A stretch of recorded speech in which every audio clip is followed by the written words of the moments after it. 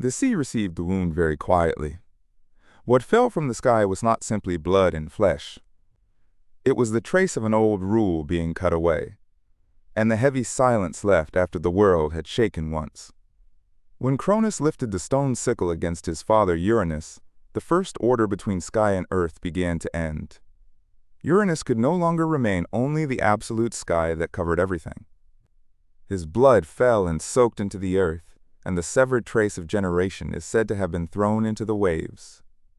This scene looks like a brutal event, but myth does not leave that brutality as mere destruction. Where the blood falls, the goddesses of vengeance, giants, and ash tree nymphs are born. Where the trace falls into the sea, white foam rises, and from that foam a being later called by the names of beauty and desire comes up. It is a strange birth. From the same wound, one side gives birth to anger and punishment, and the other to beauty and attraction. Myth does not divide human life too simply. The result of violence does not always produce only darkness, and beauty is not always born only from clean places. The earth received the blood first. When the blood of Uranus touched the soil, beings that would be remembered for a long time came into being. The Erinyes, the goddesses of vengeance, are the power that does not forget guilt. They are like the memory that follows when someone spills blood and tries to pass on as if nothing happened. The goddesses of vengeance are not simply angry gods. They symbolize violence inside the family, blood-bound guilt, and responsibility that does not vanish even when hidden. Uranus pressed down on his children. Cronus cut his father, and the blood fell to the ground. At that moment, the world held the memory of guilt for the first time. Giants are also born from the blood. They resemble a force far rougher and greater than quiet order. In myth, giants seem to mark the fact that the world is not yet stable. Since the sky has been cut and the earth has received blood, the beings born between them could not have only peaceful faces.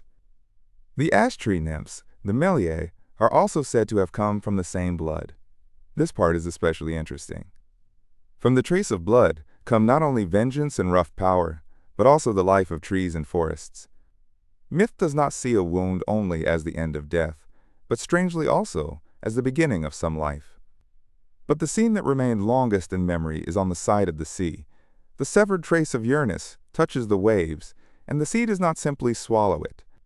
The water trembles, and white foam slowly gathers. Between wind and waves, a dirty and heavy event makes a surface that is strangely bright. From that foam, Aphrodite rises. She is later called the goddess of love and beauty. But if we look closely at her birth, beauty is not born quietly in a peaceful and gentle place.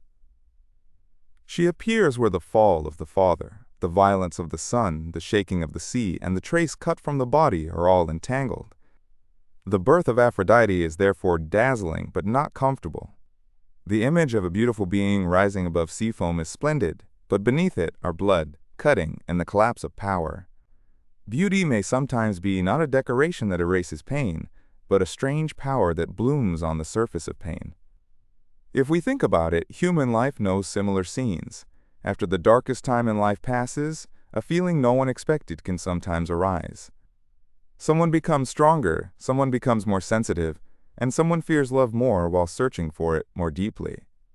A wound can break a person, but it can also leave a light that is hard to name. Of course, that does not mean myth glorifies violence. The fact that the goddesses of vengeance are born from the blood of Uranus matters. Wrongdoing does not disappear. No matter how a new order begins, and no matter how a beautiful goddess rises over the sea, the memory left by blood in the earth follows to the end. This balance is the depth of the story. The sea offers beauty, and the earth offers responsibility. Waves make foam, and soil holds vengeance and rough life. From one event, the force of love and the force of punishment are born together, and myth shows how complexly the world moves. Aphrodite will later shake gods and humans in countless stories. Where she appears, there is enchantment, conflict, and attraction that no one can fully control.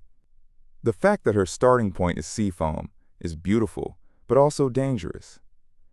Foam shines when it catches the light, but it disappears quickly when held in the hand. Cronus may have thought he ended the old power of the sky by cutting down his father. But no violence can fully calculate its consequences. What he made was not a simple victory. On the earth appeared the memory of vengeance, and in the sea appeared the unstable force of love and beauty. Seen this way, the beginning of the world is not a neat creation story. Someone falls, someone is born, and wound and life become tangled in the same place. Myth does not avoid that uncomfortable scene. Instead, it makes us look at it for a long time, because even inside what we call beauty, forgotten pain and responsibility may be hidden.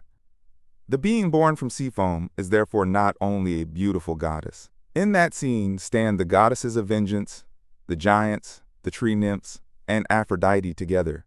Blood goes to the earth, foam rises on the sea, and the world moves forward while remembering them both.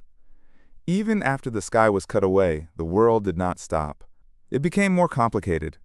Where power collapses, peace does not immediately arrive. Responsibility, desire, and new life rush in together. This is one reason Greek myth remains with us for so long. It places clearly on the white foam of the sea the fact that even beauty does not come without a price.